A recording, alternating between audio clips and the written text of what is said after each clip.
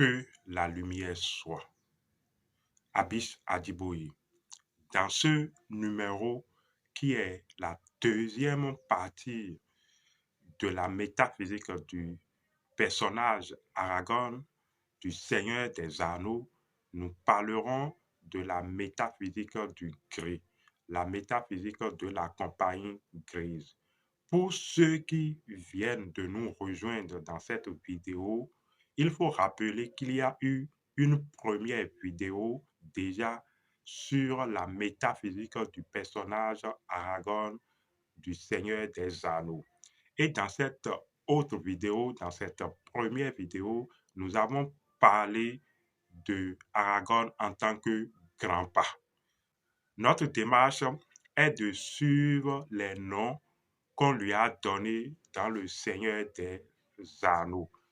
Donc, nous allons le faire en trois parties. Nous allons suivre trois noms pour alors ressortir les signes, les symboles et la métaphysique donc du personnage Aragorn. Ceci est déjà la deuxième partie, la deuxième vidéo. Et dans cette deuxième vidéo, nous allons parler de la compagnie grise. Dans la première vidéo, pour résumer, nous avons indiqué que les pas sont liés à l'œil. Les pas représentent le symbole de la vision dans le souterrain. Il s'agit alors de notre œil qui clarifie nos pas dans le souterrain et que l'œil a des fractions qui indiquent sa grandeur, sa profondeur. Vous voyez?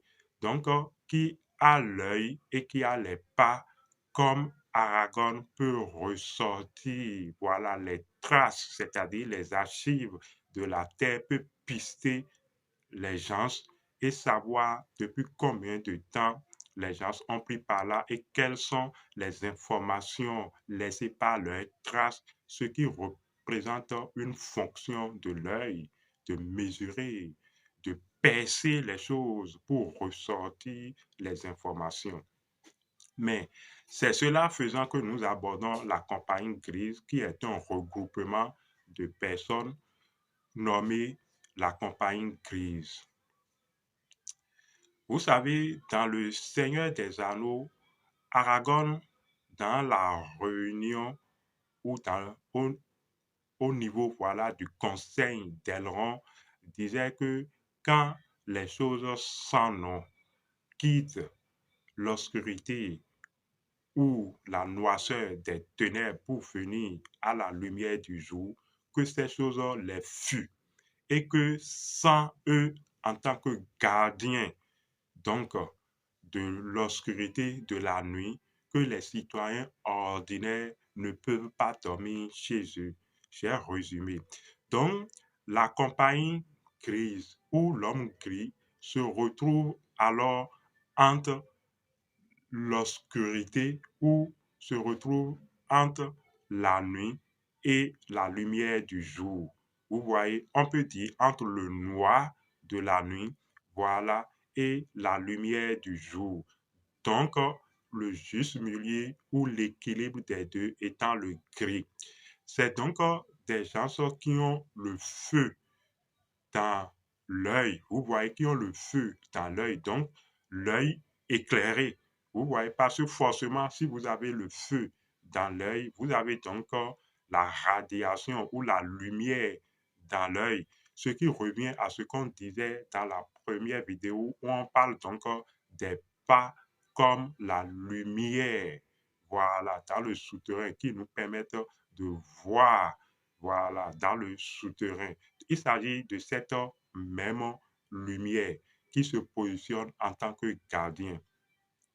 Dans la tradition du sud d'Agatado, on parle également des gardiens de la nuit. Il y a la fonction des gardiens de la nuit qu'on désigne sous forme de, de sanguitor. Voilà.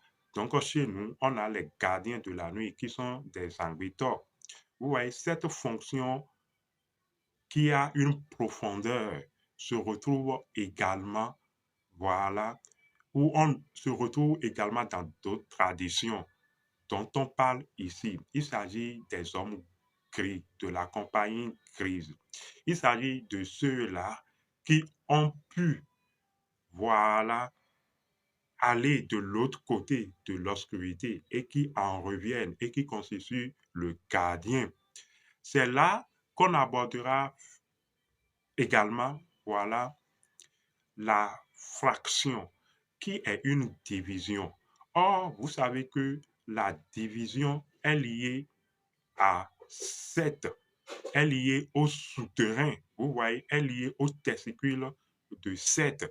Donc, vous ne pouvez prétendre, voilà, clarifier votre œil si vous n'avez pas été éprouvé par 7. Si 7 n'a pas fractionné votre œil, vous voyez les fractions de l'œil d'Horus, la division, voilà, de l'œil d'Horus qui est opérée par 7.